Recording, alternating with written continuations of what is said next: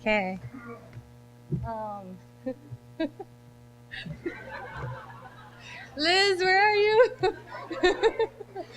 You want to do this speech for me? Okay. Oh my gosh. Okay. So I got the call from Elaine probably around Christmas time that I was going to be inducted into the Hawaii Sports Hall of Fame, and first thing I thought was, do I have to make a speech? Because it's definitely not my strong point, but such a huge honor to be here today and to be inducted into the Hall of Fame. Thank you to the Hawaii Sports Hall of Fame Executive Board and Selection Committee, and Dr. Larry Price for your vision of, I guess, honoring all great athletes and people of Hawaii. Congratulations to my fellow inductees for this such an honor to be selected alongside you guys. I've watched a lot of your guys' career growing throughout the years. I actually trained alongside Clay at the training center in Colorado Springs, so never would have thought we would be here today inducted in the same class. Pretty awesome. So congratulations to you and Dean and Shane.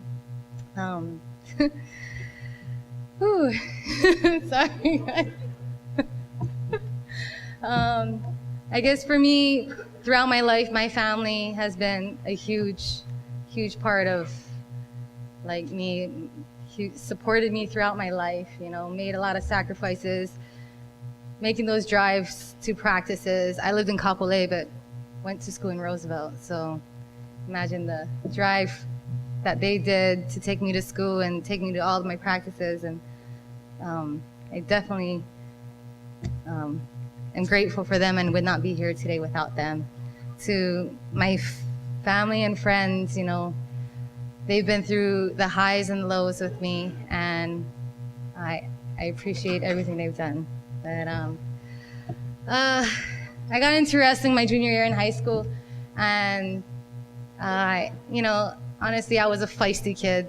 I was competitive. I was always competitive and pretty stubborn. So wrestling was kind of like a good fit for me. My freshman and sophomore year, I grew up swimming, and I would swim, and it didn't matter at 4'11", no matter how hard, how fast I would swim, my 10 strokes would not meet up to someone Clay Stanley size 1 stroke, So I knew swimming wasn't the sport for me, and I don't know. And I thought, I grew up doing judo, so it was a good transition for me to get into wrestling. I don't know. Is it? Okay. So Hawaii, I was lucky because Hawaii was the first state to have girls wrestling sanctioned separate from the boys. And that was 20 years ago, even though I'm not that old. That was 20 years ago. And I was very fortunate to be able to, be a part of the pilot year for that. And crazy enough, only 9 other states have sanctioned girls wrestling separate from boys. So Hawaii was definitely ahead of the times in that sense, I take pride in the fact that I'm from Hawaii and that a lot of people support, people from Hawaii and sports and all of that, yeah. I guess I thank my coaches, all my coaches throughout my career from my judo days. One of my coaches, Sensei Ida's here, and Coach Fujioka, and my high school coach Brian for wrestling. He never treated me any different. He didn't treat me like different from the guys. He never turned me away from wrestling, and sometimes that happens when you're in a male-dominated sport. Why wrestling? Like I said, I was stubborn, and I never thought I would compete as long as I did. I've had a lot of injuries throughout my career that I battled. I had 3 shoulder surgeries, 2 knees, and an elbow, and Dr. Chong is here. He was one of my PTs, and he took great care of me. You know, like every time I'd come home and get surgeries, I'd go see him, like fix me up, make me better. And you know, I think my family and friends always wondered how long I would do the sport for, because it was brutal. Wrestling is brutal. Like it's physical, it's grueling. Sometimes I wonder how I got into this crazy sport, but I enjoyed it. I loved it.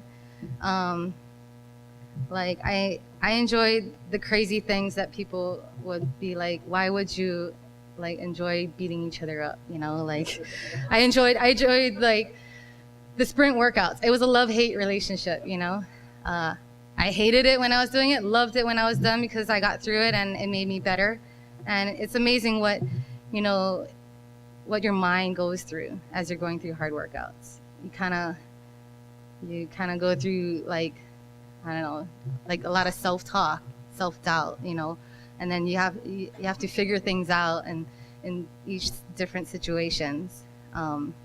Really, what kept me going is to be better, to be my best at each time, you know, learning and growing, and like right now, speaking. But I've had a lot of battles on the mat in practices and in competitions. And one of my friends and teammates, Stephanie Murata, is here. She's a world silver medalist. And we've battled, you know, and she challenged me and made me better, you know. She, you know, I still remember at Nationals having to wrestle her, and she gave me the biggest knot in the middle of my forehead. I looked like a unicorn walking around Vegas where Nationals was, and it's quite embarrassing. But you know, those are the times that, you know, make me better too. So it was throughout my career, like it took me a while, you know. I've competed. It took like 8 years for me on the international level to make an Olympic team. I was always number 2 and number 3 on the ladder. And I think a lot of it was my self-doubt, I guess, you know, in the sense that I always put my opponents on a pedestal, like, in a sense. That's when I realized sport was a mental game. You know, I always thought my opponent was bigger than me, because they usually were. I was always the smaller one. I told myself that they were strong, and they were more experienced than I am.